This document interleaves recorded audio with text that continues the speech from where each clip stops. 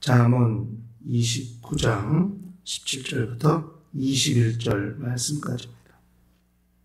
내 자식을 징계하라. 그리하면 그가 너를 평안하게 하겠고 또 내 마음에 기쁨을 주리라. 묵시가 없으면 백성이 방자에 행하거니와 율법을 지키는 자는 복이 있느니라. 종은 말로만 하면 고치지 아니하나니 이는 그가 알고도 청종치 아니함이니라. 내가 언어에 조급한 사람을 보느냐? 그보다 미련한 자에게 오히려 바랄 것이 있느니라. 종을 어렸을 때부터 곱게 양육하면 그가 나중에는 자식인 채 하리라. 우리 신앙생활은 평안을 얻고 사는 삶을 말하는 것입니다. 성도들이 사는 세상에 평안이 있는가? 물론 육체가 느끼는 평안이 있을 수 있고 또 사람들이 말하는 행복 있을 수 있습니다. 돈을 많이 벌면 행복할 수 있고 건강하면 행복할 수도 있고 또 좋은 집에 살면 또 평안할 수 있고 행복하다고 말할 수 있습니다. 그러나 그 세상 그런 평안이 그렇게 오래 지속되는 것 같지는 않아요. 워낙 세상이 요즘은 더더욱 그렇습니다. 날씨까지도 도와주지 않아서 농부들의 수심과 근심은 정말 이루 말할 수 없다고 생각이 들고 평안함을 유지할 수 있는 것, 평안함을 얻을 수 있는 것이 얼마나 중요한가 하는 것이죠. 그런데 세상에서 말하는 평안도 예수 안에서 얻는 평안 말고 세상에서 얻는 평안도 그 얻는 방법이 있다 하고 생각하는 것 같아요. 이 성경을 우리가 말씀을 읽은 것에서는. 그러나 세상에서 얻는 평안을 생각할진데 영원히 누려야 될 평안도 우리가 함께 생각해 보아야 한다고 생각이 듭니다. 삶 가운데서 어떻게 평안을 얻을 수 있느냐? 이게 이제 오늘 우리가 읽은 말씀은 가정에서 얻을 수 있는 평안을 말하는 거거든요. 가장 평안을 얻을 수 있는 최소의 단위, 가정인데요. 그 가정에서 평안을 얻는 것 중에 가장 평안을 얻지 못하는 근본적인 이유는 자식 때문이거든요. 그게 이제 17절 말씀이에요. 그래서 자식을 징계하라 이렇게 이야기했습니다. 가장 평안을 얻지 못하는 이유, 자식 때문입니다. 자식 때문에 고민하고 근심하고 걱정하고 그 자식 때문에 얻게 되는 고통, 이루 말할 수 없거든요. 그러니까 자식들이 잘 되면 상관이 없지만 자식 중에 속 썩이는 자식이 하나 있으면 참 정말 가정이 굉장히 힘들고 어렵습니다. 이게 아주 쉽지 않죠. 저희 집안에도 그런 자식이 하나가 있어서 우리 자식을 얘기하는 게 아니라 우리 형제 중에 그러니까 오랜 세월을 이제 부모님들이 고민하고 근심하고 걱정하는 것을 이제 지켜봐 왔기 때문에 집이 평안하려면 자식이 잘 돼야 된다는 것을 아주 이게 확실한 것 같습니다. 그 필요하죠. 그러니까 그 얻는 고통은 상상을 초월하죠. 어떻게 보면 부모에게도 큰 불행이니까요. 부모들에게도 자식 때문에 부모들도 큰 불행을 겪게 될 수 있습니다. 그렇기 때문에 자손을 징계하고 훈계하고 이게 절대 필요하다는 거예요.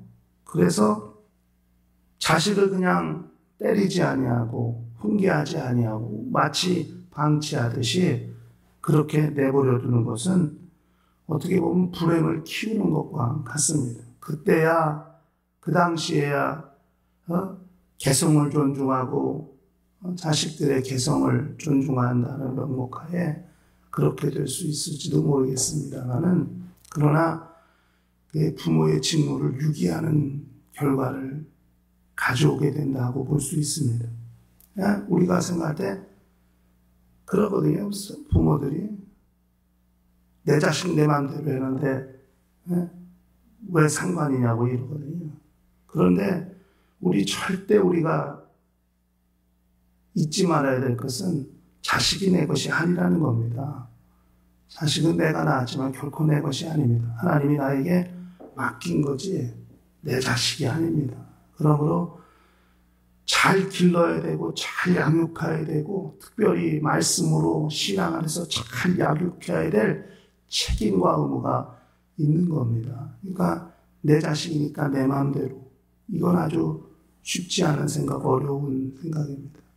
이게 내 자식이 아니라 하나님이 나에게 주신 선물이고 하나님이 내게 맡기신 것이라고 생각해서 하나님이 맡긴 것에 대한 충성, 최선, 또 그 의무를 잘 감당해야 된다는 것을 알 필요가 있어요. 그렇게 양육할 때 정말 쓴뿌리도 날 수 있고 곁가지도 날 수 있고 그것들을 다 제거해 주는 것, 이것이 부모가 해야 될 역할이고 마침내 그렇게 될 때 자식들이 훌륭해질 수 있고 훌륭한 인격을, 성품을 가질 수 있게 될 것이라고 생각해요. 그래야 가정이 평안해질 수 있다고 생각이 되는 겁니다.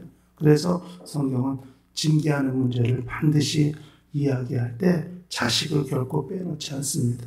그렇게 이해를 해야 된다 하고 생각이 들고, 그 다음에 18절 말씀은 그렇게 가정에서 왜 평안이 없느냐?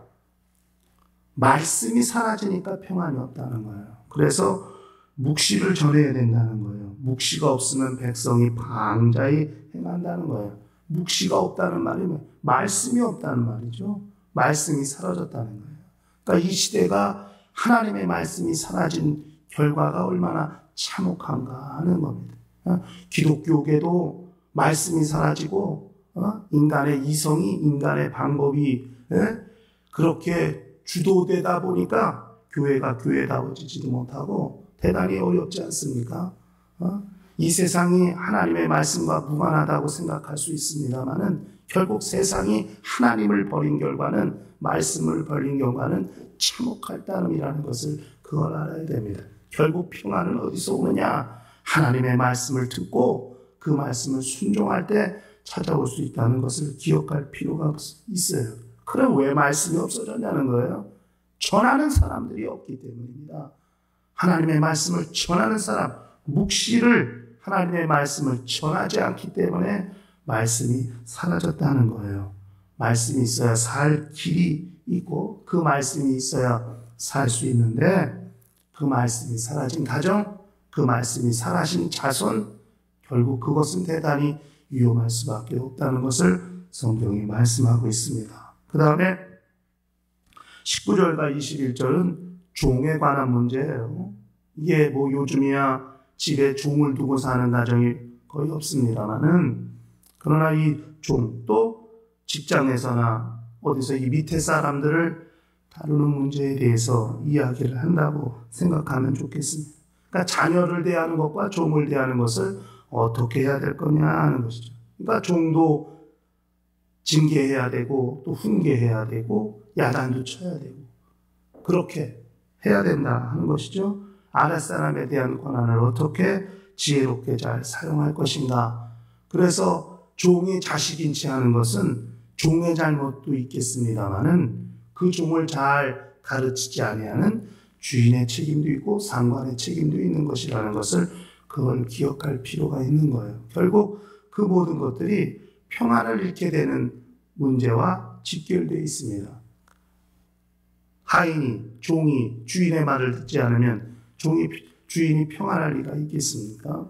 밑에 사람이 위에 사람의 말을 듣지 않으면 평안할 리가 있겠습니까? 그렇죠. 그러므로 가정에서 우리는 어떻게 평안을 얻을 수 있고 평안을 지킬 수 있는가 하는 문제, 특히 부모 자식 간의 관계, 하나님의 말씀과의 관계 속에서 평안을 지키는 방법을 성경은 말씀하고 있다는 것을 기억할 필요가 있어요. 그러므로 예수 안에서 얻게 되는 평안, 세상을 살게 될 때 얻게 되는 평안, 결코 무관하지 않다는 것을 기억할 필요가 있습니다. 그럼 우리는 세상에 살 때는 절대 말씀과 상관없다고 생각하거든요. 세상에서 살 때는 그냥 말씀 없이 살아도 살 수 있다고 생각할 수 있는데 결코 그렇지 않다는 것을 우리는 잘 알아야 됩니다. 그러므로 신앙인들이 교회 안에서만 말씀대로 사는 것이 아니라 일생 자체가 하나님의 말씀을 기억하고 그 말씀대로 살고 그 말씀이 사라지지 않게 함으로써